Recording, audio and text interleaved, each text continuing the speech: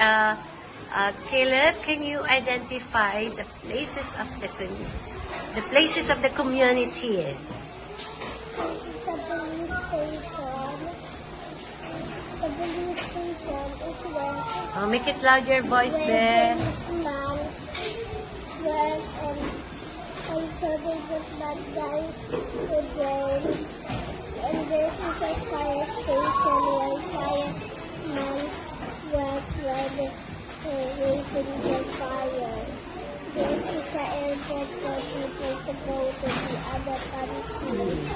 And this is a hospital where people are sick that can go there. And this is the playground where kids can play. And this is a church where kids can simba, but kids are not only simba, nanay tsaka tatay yung nagsisimba din dito tsaka